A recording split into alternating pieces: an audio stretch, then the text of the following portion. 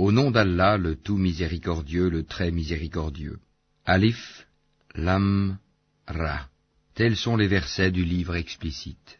Nous l'avons fait descendre, un Coran en langue arabe, afin que vous raisonniez. Nous te racontons le meilleur récit, grâce à la révélation que nous te faisons dans ce Coran, même si tu étais auparavant du nombre des inattentifs à ces récits.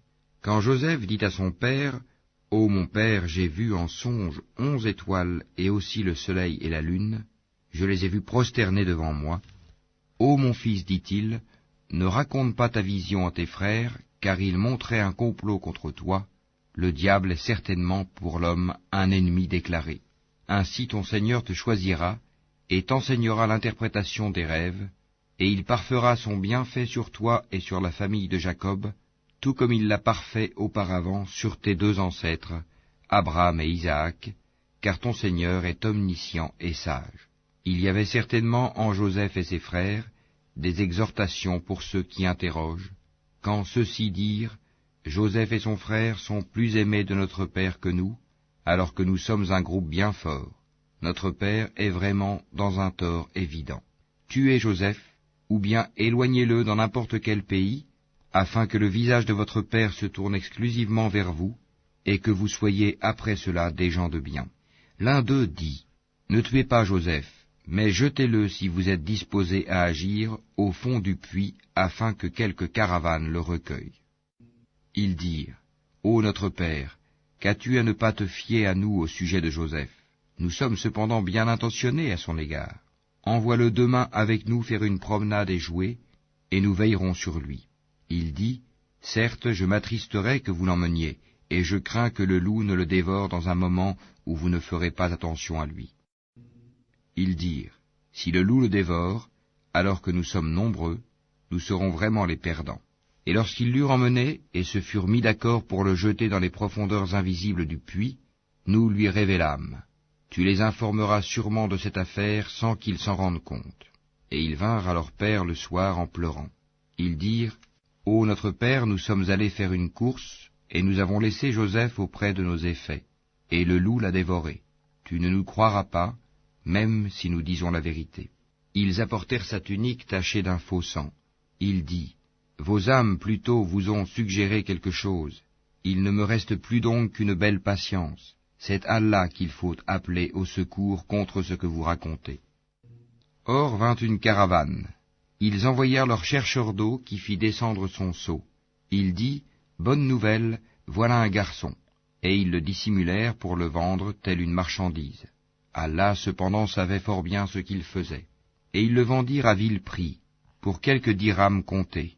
Ils le considéraient comme indésirable. Et celui qui l'acheta était de l'Égypte. Il dit à sa femme, accorde-lui une généreuse hospitalité. Il se peut qu'il nous soit utile, ou que nous l'adoptions comme notre enfant. Ainsi, avons-nous raffermi Joseph dans le pays, et nous lui avons appris l'interprétation des rêves, et Allah est souverain en son commandement, mais la plupart des gens ne savent pas. Et quand il eut atteint sa maturité, nous lui accordâmes sagesse et savoir, c'est ainsi que nous récompensons les bienfaisants. Or celle, Zulika, qui l'avait reçu dans sa maison, essaya de le séduire, et elle ferma bien les portes et dit, viens, je suis prête pour toi. Il dit, qu'Allah me protège, c'est mon maître qui m'a accordé un bon asile, vraiment les injustes ne réussissent pas. Et elle le désira, et il l'aurait désiré n'eût été ce qu'il vit comme preuve évidente de son Seigneur. Ainsi nous avons agi pour écarter de lui le mal et la turpitude. Il était certes un de nos serviteurs élus.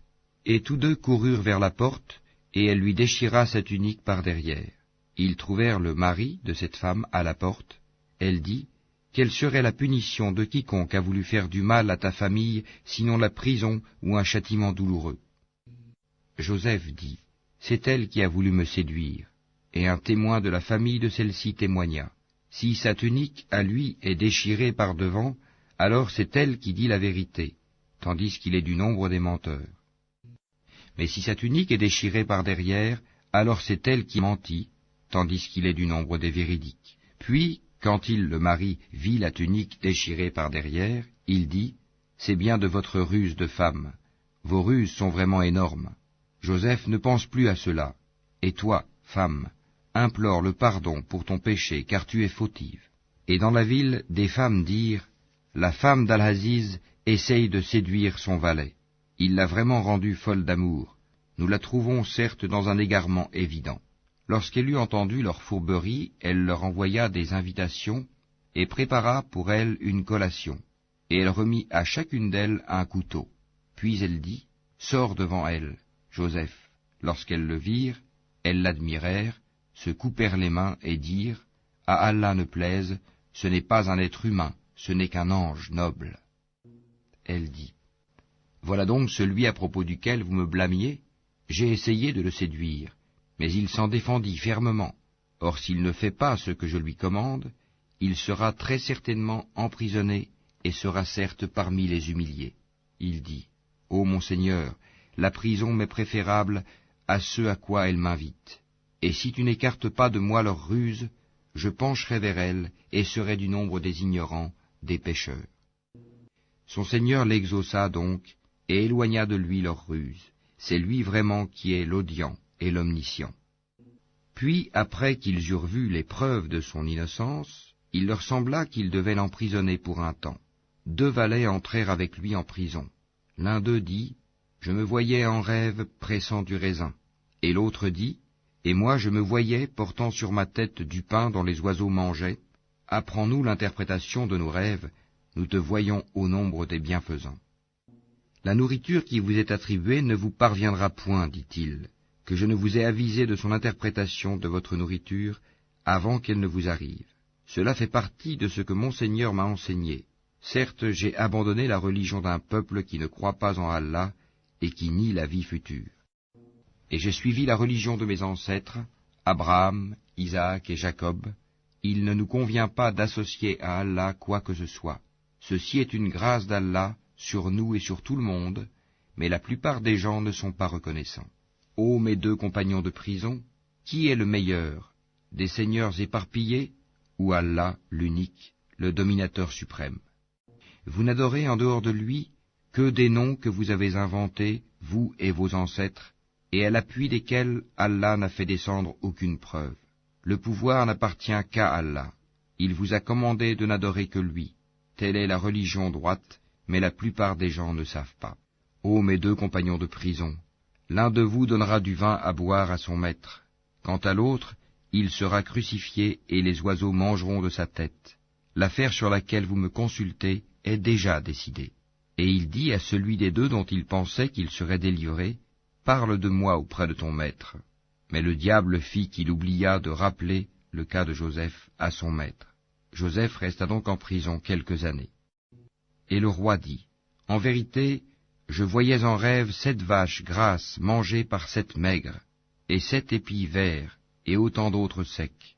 Ô conseil de notables, donnez-moi une explication de ma vision, si vous savez interpréter le rêve. » Ils dirent, « C'est un amas de rêves, et nous ne savons pas interpréter les rêves. » Or, celui des 2 qui avait été délivré, et qui après quelque temps se rappela, dit, « Je vous en donnerai l'interprétation, envoyez-moi donc. » Ô toi, Joseph, le véridique, éclaire-nous au sujet de 7 vaches grasses que mangent 7 très maigres, et 7 épis verts, et autant d'autres secs, afin que je retourne aux gens, et qu'ils sachent l'interprétation exacte du rêve. Alors Joseph dit, « Vous sèmerez pendant 7 années consécutives. Tout ce que vous aurez moissonné, laissez-le en épis, sauf le peu que vous consommerez. Viendront ensuite 7 années de disette, qui consommeront tout ce que vous aurez amassé pour elles, sauf le peu que vous aurez réservé comme semence. Puis viendra après cela 1 année, où les gens seront secourus par la pluie et iront au pressoir. » Et le roi dit, « Amenez-le-moi. » Puis lorsque l'émissaire arriva auprès de lui, Joseph dit, « Retourne auprès de ton maître et demande-lui quelle était la raison qui poussa les femmes à se couper les mains. Mon Seigneur connaît bien leurs ruses. » Alors le roi leur dit, « Qu'est-ce donc qui vous a poussé à essayer de séduire Joseph ?» Elles dirent, « À Allah ne plaise, nous ne connaissons rien de mauvais contre lui. » Et la femme d'Al-Aziz dit, « Maintenant la vérité s'est manifestée, c'est moi qui ai voulu le séduire, et c'est lui vraiment qui est du nombre des véridiques. » Cela afin qu'il sache que je ne l'ai pas trahi en son absence, et qu'en vérité, Allah ne guide pas la ruse des traîtres. Je ne m'innocente cependant pas, car l'âme est très incitatrice au mal, à moins que mon Seigneur, par miséricorde, ne la préserve du péché. Mon Seigneur est certes pardonneur et très miséricordieux. Et le roi dit, Amenez-le-moi, je me le réserve pour moi-même. Et lorsqu'il lui eut parlé, il dit, Tu es dès aujourd'hui près de nous, en une position d'autorité et de confiance. Et Joseph dit, Assigne-moi les dépôts du territoire, je suis bon gardien et connaisseur. Ainsi avons-nous affermi l'autorité de Joseph dans ce territoire, et il s'y installait là où il voulait. Nous touchons de notre miséricorde qui nous voulons, et ne faisons pas perdre aux hommes de bien le mérite de leurs œuvres. Et la récompense de l'au-delà est meilleure pour ceux qui ont cru et ont pratiqué la piété. Et les frères de Joseph vinrent et entrèrent auprès de lui. Il les reconnut, mais eux ne le reconnurent pas. Et quand il leur eut fourni leurs provisions, il dit, Amenez-moi un frère que vous avez de votre père. Ne voyez-vous pas que je donne la pleine mesure et que je suis le meilleur des hôtes? Et si vous ne me l'amenez pas, alors il n'y aura plus de provisions pour vous chez moi, et vous ne m'approcherez plus. Ils dirent, Nous essaierons de persuader son père. Certes, nous le ferons. Et il dit à ses serviteurs, Remettez leurs marchandises dans leurs sacs. Peut-être les reconnaîtront-ils quand ils seront de retour vers leur famille, et peut-être qu'ils reviendront. Et lorsqu'ils revinrent à leur père, ils dirent, Ô notre père, il nous sera refusé à l'avenir de nous ravitailler en grains. Envoie donc avec nous notre frère, afin que nous obtenions des provisions, nous le surveillerons bien. Il dit, Vais-je vous le confier comme auparavant je vous ai confié son frère? Mais Allah est le meilleur gardien, et il est le plus miséricordieux des miséricordieux. Et lorsqu'ils ouvrirent leurs bagages, ils trouvèrent qu'on leur avait rendu leurs marchandises. Ils dirent, Ô notre père, que désirons-nous de plus? Voici que nos marchandises nous ont été rendues. Et ainsi, nous approvisionnerons notre famille, nous veillerons à la sécurité de notre frère, et nous nous ajouterons la charge d'un chameau, et c'est une charge facile. Il dit, Jamais je ne l'enverrai avec vous jusqu'à ce que vous ne m'apportiez l'engagement formel au nom d'Allah, que vous me le ramènerez à moins que vous ne soyez cernés. Lorsqu'ils lui eurent apporté l'engagement, il dit, Allah est garant de ce que nous disons. Et il dit, Ô mes fils, n'entrez pas par une seule porte, mais entrez par portes séparées. Je ne peux cependant vous être d'aucune utilité contre les desseins d'Allah. La décision n'appartient qu'à Allah, en lui je place ma confiance, et que ceux qui placent leur confiance la placent en lui. Étant entrés comme leur père le leur avait commandé, cela ne leur servit à rien contre les décrets d'Allah. Ce n'était au reste qu'une précaution que Jacob avait jugé de leur recommander. Il avait pleine connaissance de ce que nous lui avions enseigné, mais la plupart des gens ne savent pas. Et quand ils furent entrés auprès de Joseph, celui-ci retint son frère auprès de lui en disant, « Je suis ton frère, ne te chagrine donc pas pour ce qu'il faisait. » Puis, quand il leur eut fourni leurs provisions, il mit la coupe dans le sac de son frère. Ensuite, un crieur annonça, « Caravaniers, vous êtes des voleurs. » Ils se retournèrent en disant, « Qu'avez-vous perdu ?» Ils répondirent, « Nous cherchons la grande coupe du roi, la charge d'un chameau à qui la portera, et j'en suis garant. Par Allah, dirent-ils, vous savez certes que nous ne sommes pas venus pour semer la corruption sur le territoire, et que nous ne sommes pas des voleurs. Quelle sera donc la sanction si vous êtes des menteurs, dirent-ils? Ils dirent, la sanction infligée à celui dans les bagages de qui la coupe sera retrouvée est qu'il soit livré lui-même à titre d'esclave à la victime du vol. C'est ainsi que nous punissons les malfaiteurs. Joseph commença par les sacs des autres avant celui de son frère, puis il la fit sortir du sac de son frère. Ainsi suggérâmes-nous cet artifice à Joseph, car il ne pouvait pas se saisir de son frère selon la justice du roi, à moins qu'Allah ne l'eût voulu. Nous élevons en rang qui nous voulons, et au-dessus de tout homme détenant la science, il y a un savant, plus docte que lui. Ils dirent, s'il a commis un vol, un frère à lui auparavant a volé aussi. Mais Joseph tint sa pensée secrète et ne la leur dévoila pas. Il dit en lui-même, votre position est bien pire encore, et Allah connaît mieux ce que vous décrivez. Ils dirent, ô Al-Aziz, il a un père très vieux.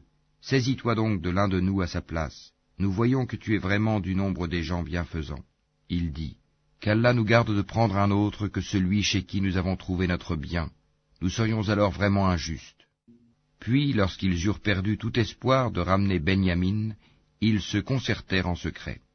Leur aîné dit, ne savez-vous pas que votre père a pris de vous un engagement formel au nom d'Allah, et que déjà vous y avez manqué autrefois à propos de Joseph? Je ne quitterai point le territoire jusqu'à ce que mon père me le permette, ou qu'Allah juge en ma faveur, et il est le meilleur des juges. Retournez à votre père et dites, ô notre père, ton fils a volé, et nous n'attestons que ce que nous savons, et nous n'étions nullement au courant de l'inconnu. Et interroge la ville où nous étions, ainsi que la caravane dans laquelle nous sommes arrivés, nous disons réellement la vérité. Alors Jacob dit, vos âmes plutôt vous ont inspiré d'entreprendre quelque chose. Ô belle patience, il se peut qu'Allah me les ramènera tous les deux, car c'est lui l'omniscient, le sage. Et il se détourna d'eux et dit, que mon chagrin est grand pour Joseph, et ses yeux blanchirent d'affliction, et il était accablé. Ils dirent, par Allah, tu ne cesseras pas d'évoquer Joseph jusqu'à ce que tu t'épuises ou que tu sois parmi les morts. Il dit, je ne me plains qu'à Allah de mon déchirement et de mon chagrin, et je sais de la part d'Allah ce que vous ne savez pas. Ô mes fils, partez, et enquirez-vous de Joseph et de son frère, et ne désespérez pas de la miséricorde d'Allah, ce sont seulement les gens mécréants qui désespèrent de la miséricorde d'Allah. Et lorsqu'ils s'introduisirent auprès de Joseph, ils dirent, ô Al-Aziz, la famine nous a touchés, nous et notre famille, et nous venons avec une marchandise sans grande valeur. Donne-nous une pleine mesure, et fais-nous la charité. Certes, Allah récompense les charitables. Il dit, savez-vous ce que vous avez fait de Joseph et de son frère alors que vous étiez ignorants, injustes? Ils dirent, est-ce que tu es? Certes, tu es Joseph. Il dit, je suis Joseph, et voici mon frère. Certes, Allah nous a favorisés. Quiconque craint et patiente, et très certainement, Allah ne fait pas perdre la récompense des bienfaisants. Ils dirent, par Allah, vraiment Allah t'a préféré à nous, et nous avons été fautifs. Il dit, pas de récrimination contre vous aujourd'hui, qu'Allah vous pardonne, c'est lui le plus miséricordieux des miséricordieux. Emportez ma tunique que voici, et appliquez-la sur le visage de mon père, il recouvrera aussitôt la vue, et amenez-moi toute votre famille. Et dès que la caravane franchit la frontière de Canaan, leur père dit, je décèle certes l'odeur de Joseph, même si vous dites que je radote. Ils lui dirent, par Allah, te voilà bien dans ton ancien égarement. Puis, quand arriva le porteur de bonne annonce, il l'appliqua, la tunique, sur le visage de Jacob. Celui-ci recouvra aussitôt la vue et dit, ne vous ai-je pas dit que je sais par Allah ce que vous ne savez pas? Ils dirent, ô notre père, implore pour nous la rémission de nos péchés, nous étions vraiment fautifs. Il dit, j'implorerai pour vous le pardon de mon Seigneur, car c'est lui le pardonneur, le très miséricordieux. Lorsqu'ils s'introduisirent auprès de Joseph, celui-ci accueillit ses pères et mères et leur dit, entrez en Égypte en toute sécurité, si Allah le veut. Et il éleva ses parents sur le trône, et tous tombèrent devant lui, prosternés. Et il dit, ô mon père, voilà l'interprétation de mon rêve de jadis. Allah l'a bel et bien réalisé, et il m'a certainement fait du bien quand il m'a fait sortir de prison, et qu'il vous a fait venir de la campagne, du désert, après que le diable ait suscité la discorde entre mes frères et moi. Mon Seigneur est plein de douceur pour ce qu'il veut, et c'est lui l'omniscient, le sage. Ô mon Seigneur, tu m'as donné du pouvoir, et m'as enseigné l'interprétation des rêves. C'est toi le Créateur des cieux et de la terre. Tu es mon patron, ici-bas, et dans l'au-delà. Fais-moi mourir en parfaite soumission, et fais-moi rejoindre les vertueux. Ce sont là des récits inconnus que nous te révélons, et tu n'étais pas auprès d'eux quand ils se mirent d'accord pour comploter. Et la plupart des gens ne sont pas croyants malgré ton désir ardent, et tu ne leur demandes aucun salaire pour cela. Ce n'est là qu'un rappel adressé à l'univers. Et dans les cieux et sur la terre, que de signes auprès desquels les gens passent en s'en détournant. Et la plupart d'entre eux ne croient en Allah qu'en lui donnant des associés. Est-ce qu'ils sont sûrs que le châtiment d'Allah ne viendra pas les couvrir, ou que l'heure ne leur viendra pas soudainement, sans qu'ils s'en rendent compte? Dis, voici ma voix, j'appelle les gens à la religion d'Allah, moi et ceux qui me suivent, nous basant sur une preuve évidente. Gloire à Allah, et je ne suis point du nombre des associateurs. Nous n'avons envoyé avant toi que des hommes originaires des cités, à qui nous avons fait des révélations. Ces gens-là n'ont-ils pas parcouru la terre et considéré quelle fut la fin de ceux qui ont vécu avant eux? La demeure de l'au-delà est assurément meilleure pour ceux qui craignent Allah. Ne raisonnerez-vous donc pas? Quand les messagers faillirent perdre espoir, et que leurs adeptes eurent pensé qu'ils étaient dupés, voilà que vint à eux notre secours, et furent sauvés ceux que nous voulûmes. Mais notre rigueur ne saurait être détournée des gens criminels. Dans leur récit, il y a certes une leçon pour les gens doués d'intelligence. Ce n'est point là un récit fabriqué. C'est au contraire la confirmation de ce qui existait déjà avant lui, un exposé détaillé de toutes choses, un guide et une miséricorde pour des gens qui croient.